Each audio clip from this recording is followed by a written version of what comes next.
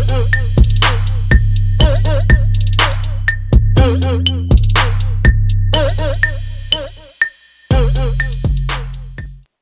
there, this is Chanda, your connection coach, back on the speaker series for how to live your mission statement. And I am here today with Quinn from Quintessential Movements. And I'm so excited because this woman is up to some amazing things.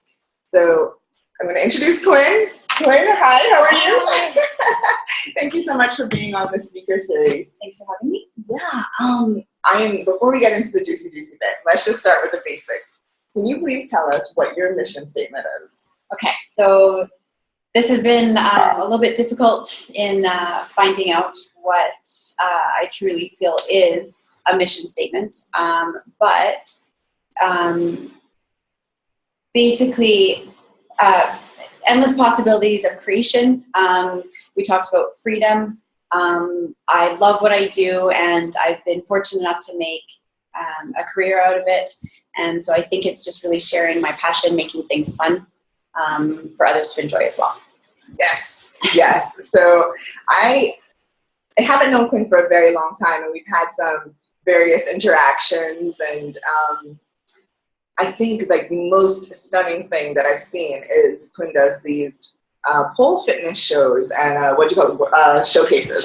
Showcases. And I went to one and I was like, oh my God, this woman, she brought pole fitness to Canaan, something that's so taboo, so out of the box. And I think I first met you when I did a class with me and my friend. Yeah, so we did. That was our first meeting. Nice. And I was like, this woman's doing pole fitness. And I did this back in 2008 in New York. Okay. So I was like, oh, that's cool. Like, oh, somebody's doing that. But then when you did the showcases, and I'm like, whoa, somebody actually has taken this on. Yeah. And you know, in the spirit of dance and performance and fitness, and unless you have done fitness, like pole fitness, you have no appreciation for the amount of athleticism. Like, she has on a shirt right now that says pole athlete.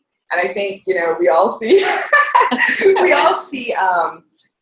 when we think of pole fitness, we think of pole dancing, and we think of the erotic version of being on a pole. But unless you have tried this, you have really no appreciation for the amount of strength and agility that it takes, and balance, fitness-wise, that it actually takes to be on this pole.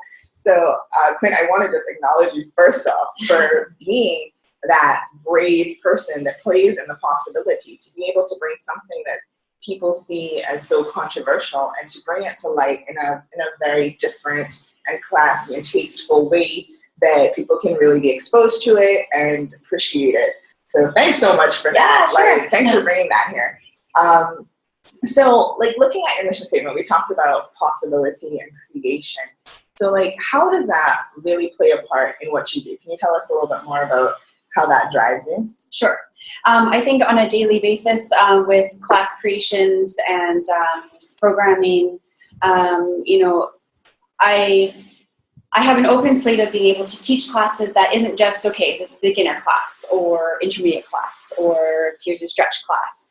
This is a beautiful art form that has so many different aspects to it. And so it's really cool to be able to be I'm going to create a dance for this class, or we're going to call it a pole dance class, or even just using that equipment for strength training. So it's a really cool realm to just play around with what I can offer from it. It's not just one thing. So that's really where the endless possibilities come from. The creativity as well. But even going back to what you said about the showcases and everything, coming from a dance background where, you know, we were in class and then we prepped for exams or we prepped for a show. When I was introduced to pole fitness, to me it was combining my dance background and my fitness background, or my interests, and realizing that yes, we can do classes with it, but how can the girls show even what all the hard work they've put into this? It's not just for classwork. You know, so as a dancer, we would have performances every year, and I kind of miss that kind of thing. I miss watching those kinds of things. So when I thought, well, why don't we do a showcase? You know, and not all my students have to do it. They volunteer to be in it. And the creative the creative process is just crazy working with the girls. It's super fun. Lots of different personalities in this form of fitness, and it's great to be able to do showcases and show them, show their friends, their family, other people interested.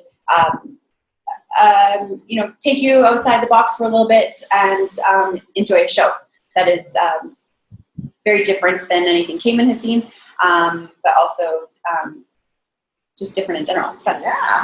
Yes. So tell us about how, like, the challenges you face, especially putting on that first show. Sure. In this type of environment. Okay.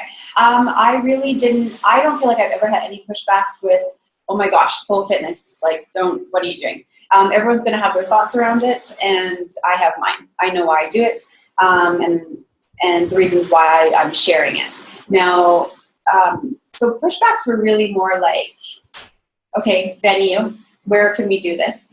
Our first one was in the studio, and it was packed full of people that we couldn't even move. So I'm like, okay, well, we need to make this bigger.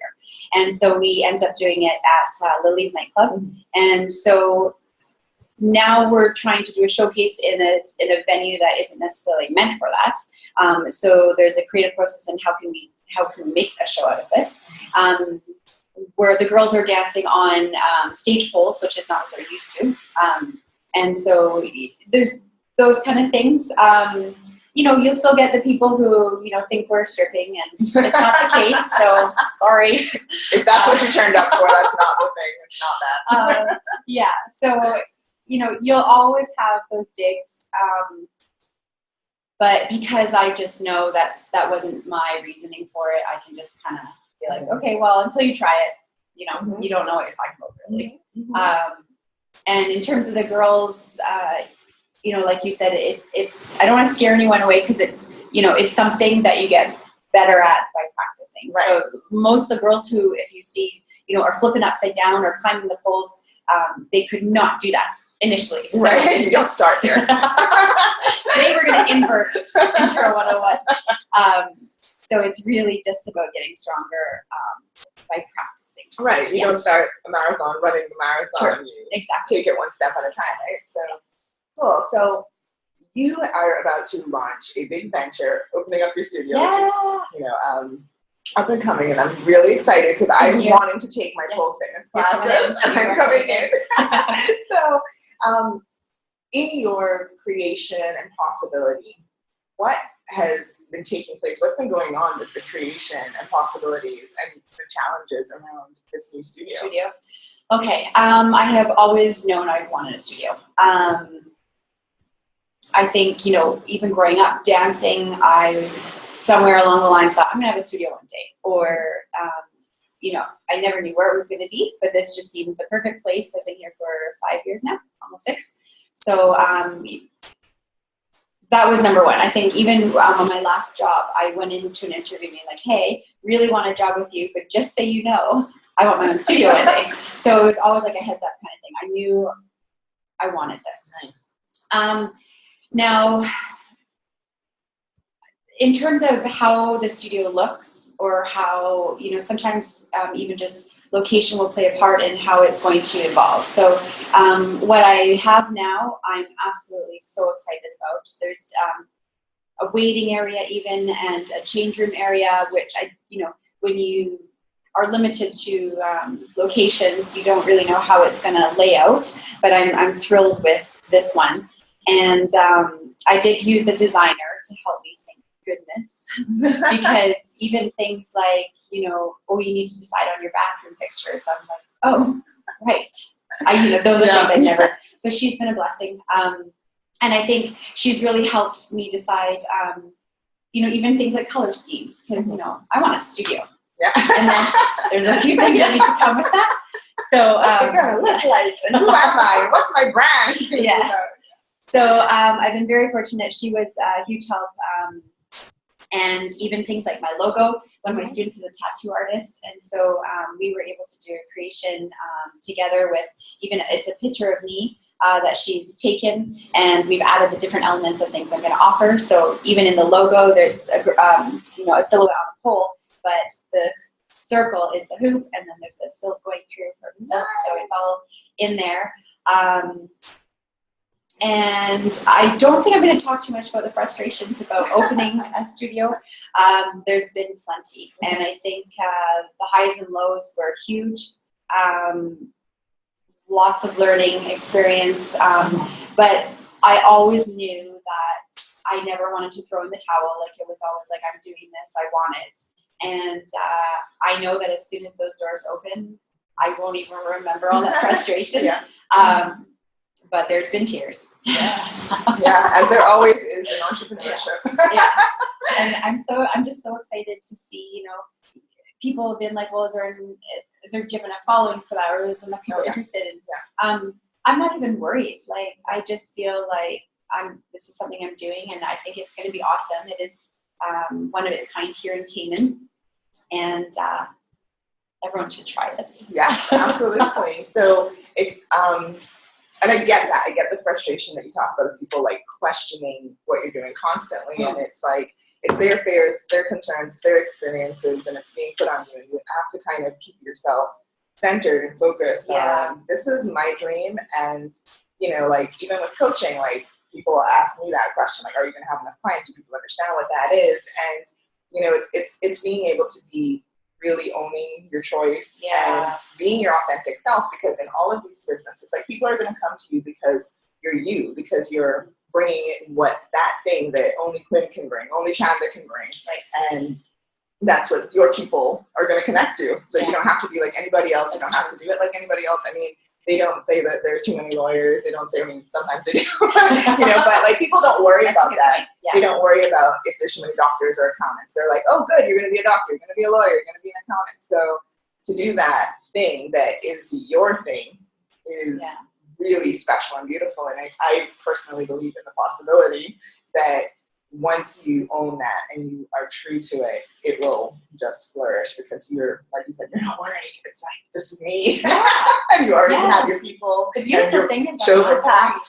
Yeah, they've done well.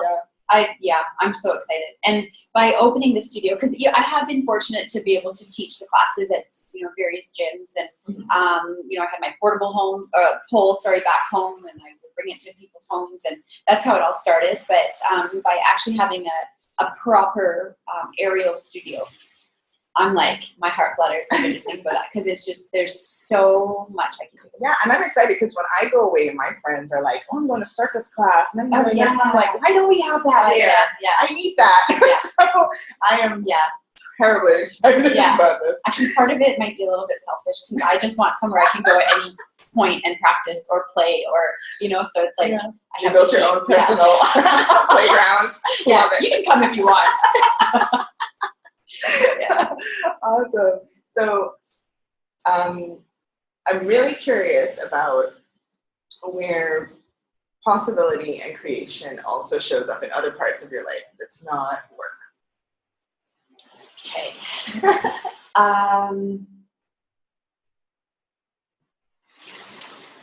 That is a tough one, only because, almost like I mentioned earlier, I feel like I'm constantly, everything I do is kind of around work, you know.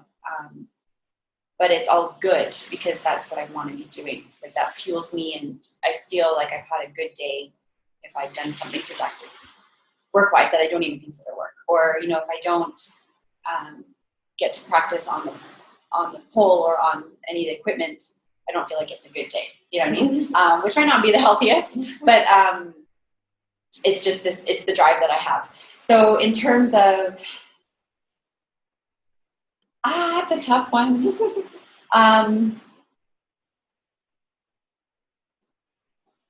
Only because I'm so, you know, I hope to get out of my box with the studio opening. I need to meet more people and all that kind of stuff. So I do look forward to maybe this new venture, opening a new venture in my life where I do get out and be more social, because I do enjoy it. And every time I have, you know, a coffee day with a girlfriend, I'm like, oh my gosh, I need more of that in my life. So,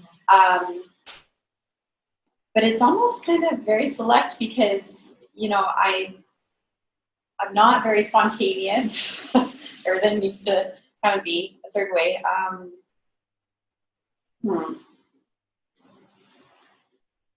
That's tough. It's actually, it should resonate elsewhere, but it doesn't. No, you know what? It might.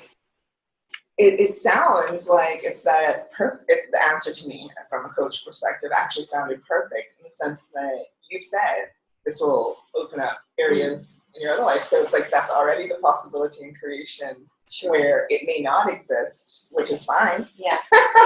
Thank you. It may not exist there, but now it's like, hey, well, now that I have things and I'm living my dream, that might open up the possibility of creation for other things in other areas that aren't existing right now. So good point. Thank you. Yeah, you are welcome. I'm stuck on this. But yeah, I do see it as being another door. A door is a physical door of the studio is opening another door in my life. Awesome. Huge one. So I know we're going to wrap up because we're all like these busy entrepreneur women. And I have polls to put up in the studio. Great. So any last words on entrepreneurship, living your mission statements that you want to leave for people? Sure. I feel like I really, it's just what I've done. This was a clear path for me. And I don't believe it's for everyone. I think you know it if you want it. If you're humming and hawing, then it's something to look into for sure. And I know that being an entrepreneur is not for everyone either. But I feel like if it constantly is something that comes up and you want to do it, try it. You have to try. I know that if I didn't do this now, it's easy to go another year of doing the same thing that you've been doing and it's comfortable. Maybe you're not 100% happy, but it's just what you know. And I knew that from a year from now, I didn't want to be in the same spot. And not that it wasn't a good spot, but it wasn't what I wanted. Right. The big picture of what I want. And so I just, I wasn't ready. I was not ready, but I was like, even with work permits here, we're a little bit restricted on timelines of certain things. So it just came to a point where I was like, okay, you do this now or you don't. So it was a push. Take those pushes, take the leap. See how it goes. I'm excited. Woo! It should feel good. It should feel good. Yeah. Thank you so much for that. You. That is some golden nuggets right there. Take the push. Yeah. There are challenges, there are setbacks, there are things that are going to push us. So take the push and take the leap. And it's like that kind of, it's okay to start before you're ready. Yeah. And really, you do have to have that conviction in yourself that this is for you, because there are days that you're going to question why you're doing this. So it's true. Yeah. So knowing that this is for you, very key. So thank you so much for that, Quinn. Thanks. It's been a great morning out here on the lovely beach. Sorry that it's kind of, we're a little dark because we're overpowered by the beauty of the stunning beach behind us. Enjoy. But thanks for tuning in, and we'll see you on the next edition of How to Live Your Mission Statement. Have a good day. Visit ChandaVcoaching.com to view more videos in the Living Your Mission Statement series.